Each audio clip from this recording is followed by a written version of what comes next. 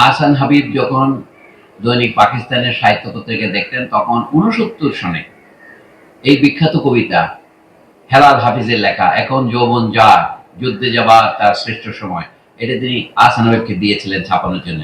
আহসান হাবিব এটা ছাপেননি।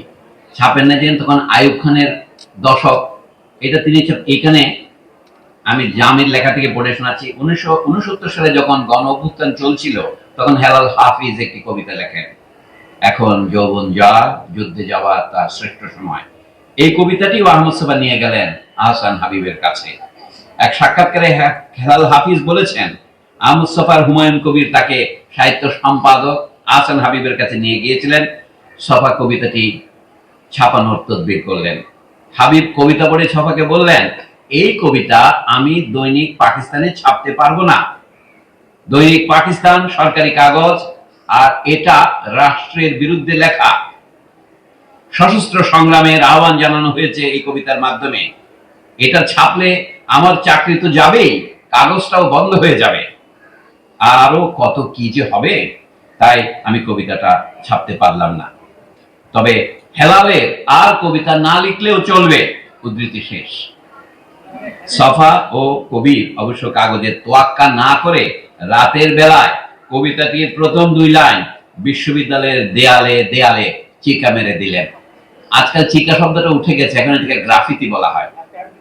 এই যে হাজার হাজার গ্রাফিতি দেখছেন, আমাদের একটা অধম বিশ্ববিদ্যালয় আছে, সেখানে গ্রাফিতি লেখার অপরাধে 2 জন ছাত্রকে বহিষ্কার করা হয়েছে এই ডিসেম্বর মাসে। মানে বাংলাদেশে কি চলছে সেটা বোঝার জন্য বলছি, এখন ছফার দরকার ছিল।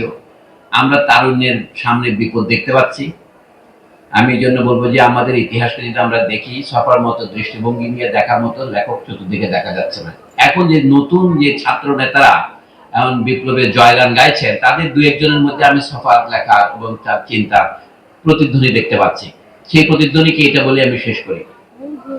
আমি যে বলছি আমরি আহমদ ছফা গানের মধ্যে আছে আমাদের একটা বিখ্যাত গান, আমরা 52 সন থেকে গেয়ে চলেছি, মোদের গরব মোদের আশা আমরি বাংলা ভাষা। সেখানে যে বিভিন্ন লেখকের নাম আছে, সেখানে যে বিভিন্ন মনীষীর নাম আছে, দেখেন কোথাও একজনও আহমদ ছফা যাদেরকে বলতেন নিম্ন বর্গের নির্যাতিত বাঙালি মুসলমান, তাদের কারো নাম নাই। সেখানে নাম আছে 3টা চরিত্রের, একটা হচ্ছে মাঝি, একটা হলো চাষা, আর হলো বাউল। মাঝি দাঁত টানে, চাষা গান গায় এবং বাউল গান গায় আর নাচে।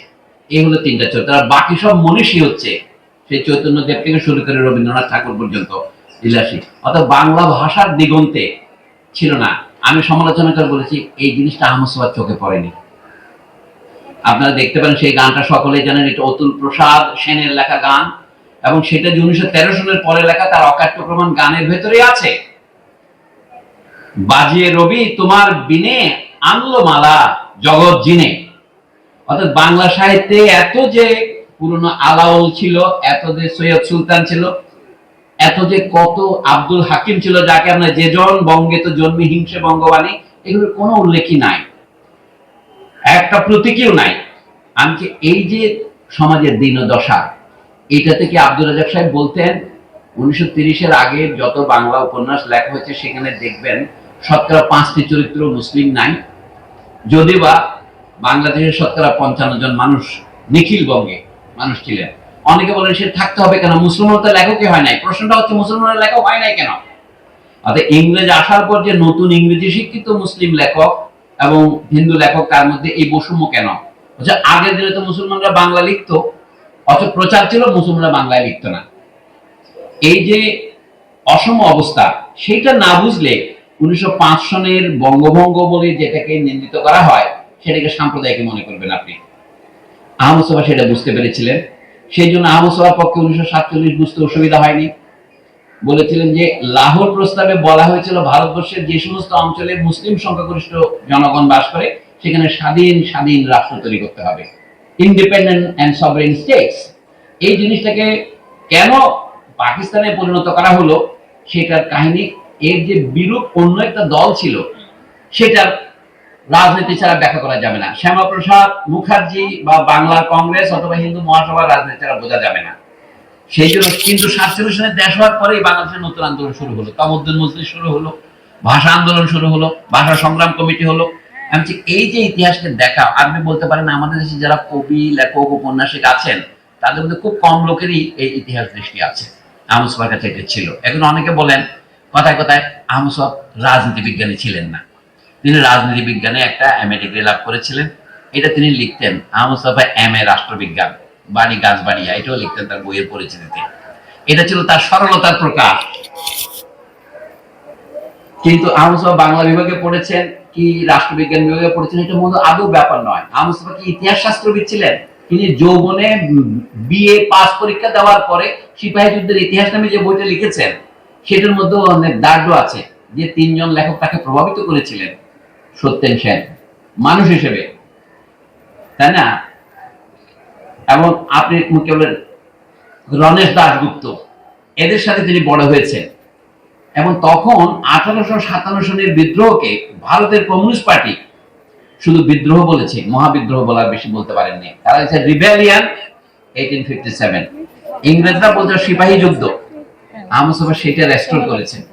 ভারতের কমিউনিস্ট পার্টি পর্যন্ত এটাকে ভারতের প্রথম স্বাধীনতা সংগ্রাম বলতে সাহস করে নাই। সেই মেট্রিক পাশের 8-10 বছর পরে আহমদ শফা যে বইটা লিখেছিলেন সেটা তখন প্রকাশও করতে পারেননি। আমাদের দেশের বিখ্যাত ইতিহাসবিদ মমতাজুর রহমান তরফদার 1980 সনে তাকে একটা পুরস্কার দিয়েছিলেন, ইতিহাস পরিষদ পুরস্কার। কি জন্য? ওই বইটার জন্য। তো এই জন্য বলছি কি আহমদ শফা বহুমুখী প্রতিভার অধিকারী ছিলেন। তারপরেও রবীন্দ্রনাথের ভাষায় বলা হয় তার প্রতিভা গেলেও বিচিত্র পথে হয়নি সর্বত্রগামী। এমনকি তিনি ছবি আঁকতেও চেয়েছেন। এস এম সুলতানের উপর তিনি যে প্রবন্ধটা লিখেছেন সেটা সর্বাঙ্গ সুন্দর না হলেও অতুলনীয়। এরূপ প্রবন্ধ আর কেউ লেখেননি। এই জন্য বলছি আহমদ শফার জীবন ও কীর্তি নিয়ে আলোচনা চলতে থাকবে, কিন্তু সময় তো আমাদের আর নেই। কিন্তু দেখেন বাংলা একাডেমি যে আসলে খচ্চর প্রতিষ্ঠান সেটা তারা প্রমাণ করেছে কিভাবে। আহমদ শফাকে ব্যালেন্স করেছে সৈয়দ আলী হাসানকে দিয়ে। আজকে আহমদ শফার উপর আলোচনা, আগামীকাল সৈয়দ আলী হাসানের উপর আলোচনা হবে। আপনারা সেই আলোচনা তো আসবেন, তাতে দেখা যাবে আহমদ শফা সম্পর্কে বাংলা একাডেমি কিভাবে ভারসাম্য বজায় রাখলো।